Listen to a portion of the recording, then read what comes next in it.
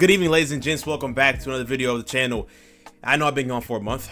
I know. Let me hear it. Let me hear it. Oh, brother, this guy stinks! Well deserved. Well deserved. But you know what? That's okay, because we got the NBA play-in, the playoffs, and coming up soon, the finals. Very soon. So with that being said, we're going to talk about a lot of players. Well, a lot of teams first. Then we might dive into players. But before any of that starts, I did want to talk about Lamelo. Only reason is because I got injured doing my 1v1 video and my knee is frick up. I am in pain. My knee is swollen. I have been grounded to this chair forever. I'm sorry. It hurts. It hurts, man. If you didn't check that out, I'm plugging it right here. Y'all go ahead and watch that real quick. But without further ado, I'm going to stop prolonging. Let's go ahead and let's get into what is next for Lamelo Ball and the Hornets in general. So without further ado, let's go ahead. Let's get into it. The Hornets this season are 19-60, being the 14th seed in the Eastern Conference. Yeah, it's pretty bad. They're 29th in offensive rating and 24th in defensive rating. Now it's time to talk about the man of the hour, Lamelo Ball! I'm sorry, that was not planned in the slightest. Lamelo Ball had a great start to this season as he did average 31 points, dishing 7 dimes and shooting 36% from downtown in his first 18 games. Showing us that he is one of the most entertaining players in the league with the way that he plays. But after that performance, he's been in and out of the lineup with different injuries. He will also miss the rest of the season, which I mean is like 2 to 3 games, so I mean it doesn't really matter anyway.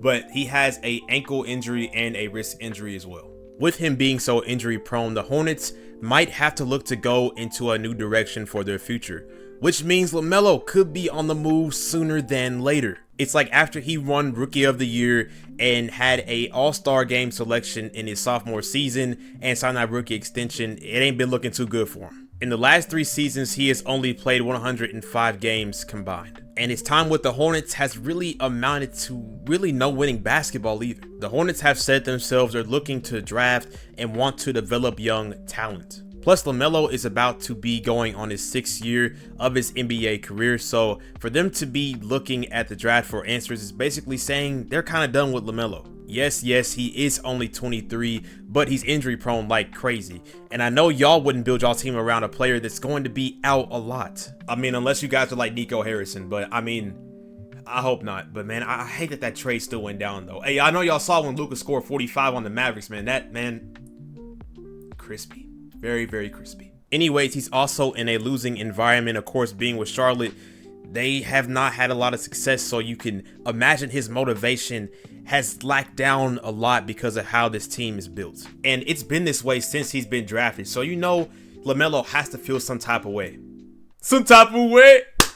Make it feel some type of way. Hey! Turn it off! But with them being so bad this season, they're definitely going to get a top pick in this year's draft. And to think if they get a guy like Cooper Flagg or Dylan Harper or Ace Bailey or VJ Edgecombe, you think they're going to have Lamelo as their #1 option?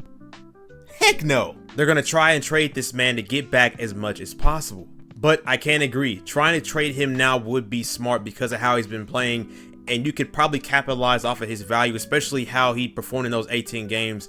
But the real question is if he can last a whole entire season. Because somebody's going to eventually bite on a trade package for him if things come down to it. Maybe one team or maybe even multiple. Think about it. Bro's 23 years old. He just won Rookie of the Year 6 years ago. Damn, that's crazy. That's a long time ago. 6 years ago. Had a All-Star appearance, even though he hasn't had one recently. Hopefully he can get one next year, though. Please, Lamelo, I want to see you ball out. Please and thank you.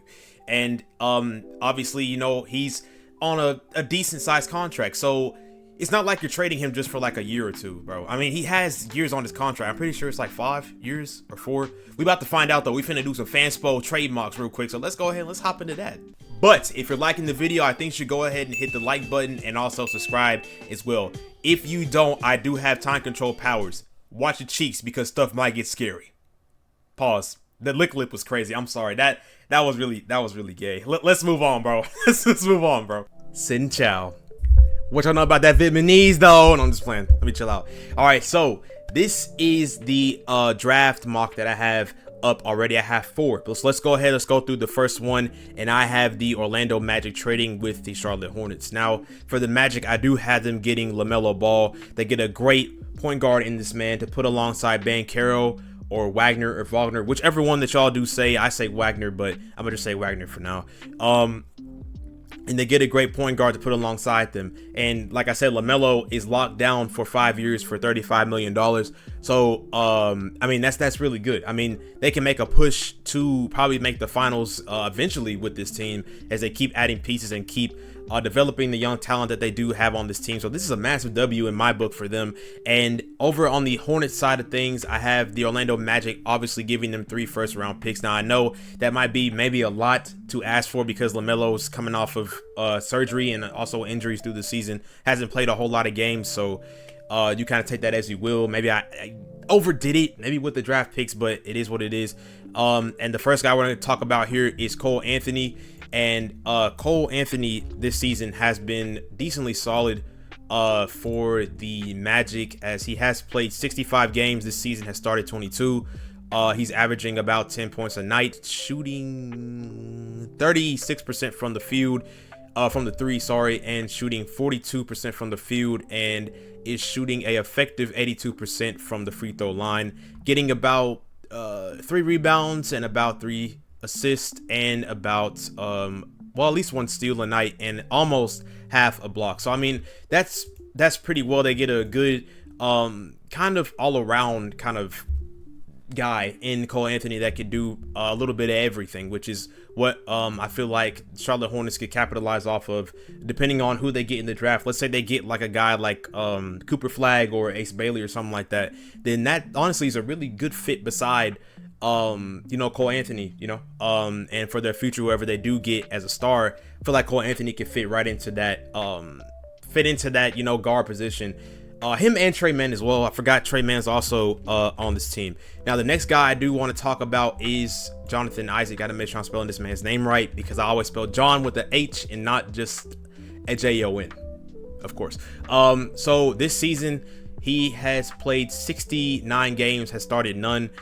He's only averaging about 5 points a night, and he's only getting about 15 minutes per game. So shooting about 41% from the field, shooting 26% from 3, which is kind of diabolical, and is shooting about 66% from the free throw line. So with him, you're also getting another guy who defensively is pretty good. I mean, he's getting about steal and a block a night. So I mean, that's pretty good, at least in my opinion. In return for the Charlotte Hornets, they get 2 great guys in these pieces, in Cole Anthony and Isaac, and they also get 3 first-round draft picks. All right, so the second team that I do have is the Houston Rockets, which they could use a great point guard and just a identity of offensively, in minutes that they needed. This team is great, built great, but they're missing that, one piece, and I feel like they're one move away, and this might be the move that could push them over the hump. So this low-key gives them a great point guard to put alongside Jalen Green and Amin Thompson. I mean, you didn't have to give up Jabari Parker either, or Cam Whitmore. I obviously did not trade those guys in this trade package that I have right here. But let's look at it from the Hornets side. I did want to add Fred VanVleet in this trade instead of Dillon Brooks, but Fred VanVleet took forever to try and find an actual trade. I had to put in different people from the Hornets side and then add people from the Rockets side. It was a whole lot going on, so I kind of just dished that off to the side, and I found Dillon Brooks is actually easier to trade in this little trade draft, little trade thing right here. I don't know why I said draft. Excuse me for that. Dillon Brooks this season has been a great addition to the Rockets and has showed us what a true villain should look like on the court. I mean, this man is phenomenal. Played great defense on LeBron, humped the heck out of his leg though. But he averaged about 14 points a game, and he is getting about 4 rebounds a night, getting 2 assists, about basically a steal a night, and shooting 82% from the free throw line and shooting about nearly 40% from 3 too, and has a great clip from downtown and is shooting 43% from the field. So this gives them a great defensive presence and a great guy that can knock it down from deep. Gives them a good 3-and-D player in Dillon Brooks. I low-key like this for the Hornets, and I really do like it for them. Reed Shepherd is the next guy I did add in this. Now I feel like obviously to add in a young star would obviously take a lot from the Rockets, but I mean, you're getting Lamelo Ball, so you're getting a guy that you don't really have to develop at all because he's already there. You just have to hope that he plays and stays on the court Move the mic over just a little bit. So you just hope that he stays on the court and stays healthy. Reed Sheppard hasn't played a lot of minutes. Obviously he's a rookie. He's played about 12 minutes a night, and about 33% from the 3-point line, getting about 4 points a night as well, getting about a steal. I mean, he's not really doing a whole lot, getting about shooting about 81% from the free throw line. So I feel like you add him in a team like the Charlotte Hornets, I feel like this can obviously give him some more run time, some more time to develop in the league, and become basically a sharpshooter. I mean, I feel like Reed Sheppard's game is very nice. I like his game. I liked him when I saw him in the summer league. He played very well, so he could definitely be something for the Charlotte Hornets in the near future, and whoever else the Hornets draft going forward in this year's draft, of course. And I also did give them the Hornets the 2027 first round pick and the 2030 first round pick from the Houston Rockets. So this one right here I kind of just had fun with. I was trying to maybe add in another guy alongside, but it was kind of hard to do. So I just figured, you know, the Raptors, they could probably use a great guy. I mean, you obviously did get Brandon Ingram in that trade during the trade deadline. So I mean, him and Scotty Barnes is obviously a duo, and you can't forget RJ Barrett either. Don't know what they're gonna do with him. They might keep him. Hopefully they do. I don't know what they're gonna do with him. But obviously adding a point guard that would be serviceable would be very well. I feel like Lamelo would be nice. Now him in Canada, I don't know how that would work. I don't know how that would, you know, be with him. I don't know if that doesn't really fit Lamelo's style, but I did still want to add this trade in. But obviously I did give the Hornets Emmanuel Quickly, who I have not really watched a lot of the Raptors game, so we're both going to learn together about how he's been doing this season. He has played 33 games, so he's got to be somewhat injured. I didn't even know he was injured. Well, that sucks. Averaging about 17 points a game when he did play in those 33 games. So I mean, that's very well. Serviceable shooter. He's shooting about 38% from 3 and shooting 42% from the field. You know what? Let's go ahead and check and see how long he's been out for. So recently he's back. Kind of didn't dress down this line, and he was obviously injured right here. So I mean, I see what's up. But yeah, I mean, I feel like this can be a great addition to the Hornets. A guy of his stature. Obviously he's fast as freak. He's great as a player. I watched him when he did play with Kentucky. I loved his game in Kentucky, and I just love watching him. So I feel like him and Charlotte could fit well, depending on what they do with the rest of the team as far as who they're going to draft. I said that every time we talk about one of these, bro, but I have to. About who they draft. I feel like Emmanuel Quickly and Ace Bailey could be well together. I don't know if I'm the only one that feels that, but I feel like they could really do something or do some damage together. I don't know why. I just have a feeling they could really do something. I don't know why, but I feel it. And then obviously, like I said, they get obviously these 3 draft picks here in 27, 29, and 31. All right, and for the last and final mock trade that I have is with a 3-team trade, and I added in a new team. As y'all can see, the Bucks is right in the middle. So the Bucks, I feel like this works out for them. You're not really winning a lot with Giannis and Dame. It's not really working out right now. Maybe you're looking to probably keep Giannis and maybe ship around Dame. I feel like this right here could low-key be a little scapegoat for them, and this could take them to the top. I mean, you have a young guy, LaMelo, so if you know, Giannis and him, I feel like they can be something crazy. I'm not gonna lie. I mean, stopping LaMelo and Giannis, that's a lot going on. And they also do get a guy in Josh Green, who I haven't really checked if he's done a lot. I kind of doubt he's done really a whole lot over there in Charlotte, but we're gonna go check just real quick, just in case. Yeah, so he's been averaging about 7 points a game, shooting about 40% from the 3. That's really good. I'm not gonna lie. So this gives them a shooter. They obviously have both Greens on the team. Basically, if this goes down, you have Josh Green and AJ Green. AJ Green's game, hit from him from 3, bro. Oh my goodness, it's beautiful. But that sounded like complete glaze. I'm sorry. But yeah, so basically that would be what would go to the Bucks. And for the Magic side of things, I feel like this works out for them. You get a good veteran point guard this time in Damian Lillard, who I feel like can push this team to the next level. And this season, yeah, how he's been doing. I've watched some of the Bucks games, not a whole lot, but I've seen a little bit here and there. Yeah, 25 points per game, shooting about 32% from the free throw line and 38% from three and 45% from the field. So it's not, I feel like it would be a good fit. If I could speak right, I'm sorry. I feel like this would be a good fit beside Banchero and Wagner, whichever one y'all choose. But yeah, between those two players, I feel like that could be something serviceable. And they don't have to give up a whole lot to get him. On the Hornets side of things, I obviously did include Jonathan Isaac once again, so we're going to bypass him this time. We're going to talk about KCP. KCP, his contract, obviously, he has a player option literally the next year, basically. My brain's a lot going on. Yeah, so he has a player option. So, you know, either he going to opt into that or maybe opt out. I feel like he would probably, depending on how he plays, it depends. Like I said, it depends on how he plays. He might just opt in, you know. If he sees he hasn't really been shooting the way he's supposed to or playing the way he's supposed to, then he's obviously going to try and, you know, be like, hey, I need my money. You know what I'm saying? So he's gonna opt in. But best case scenario, you hope that he opts out and try and go out there and sign some decent pieces to put alongside these young guys in you know, whatever, I mean, kind of setting of a draft that you, the guy that you pick, whoever you put alongside these guys here.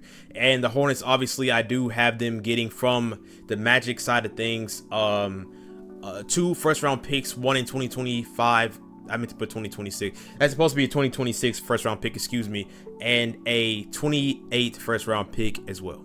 And on the NBA app side of things, it does have the Charlotte Hornets with the 3rd overall pick in this year's draft, and they do have VJ Edgecombe picked for the Charlotte Hornets. And honestly, I like the fit.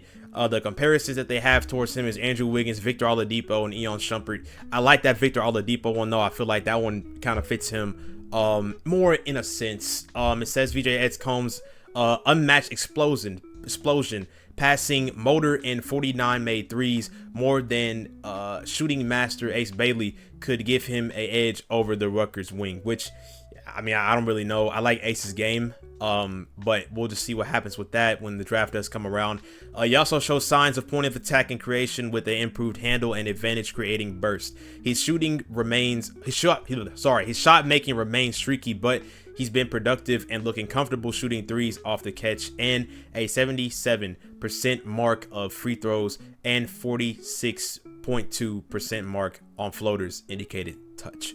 So it's really good. And it also says he has a high unique package of functional athleticism at both ends and playmaking IQ. So he can pass the rock. He can really do it all, honestly. And this is what I like about VJ Edgecombe's game and what he could do with the Charlotte Hornets over here. Like I said, well, like they said, he's really good. And he's averaged about 15 points and shooting 34% from 3. And I feel like it could be a great fit. Now, whether what they do with Lamelo Ball and Mark Williams is yet to be said, but I feel like Mark Williams will possibly be on the move soon, and as well as Lamelo debating on what they do. I mean, I don't really know how or when they would trade those guys, but we'll have to see what happens, man. I feel like VJ on the Hornets is a great fit. I mean, you put him alongside Brandon Miller, who is having his own struggles of injury, but hopefully he can come back.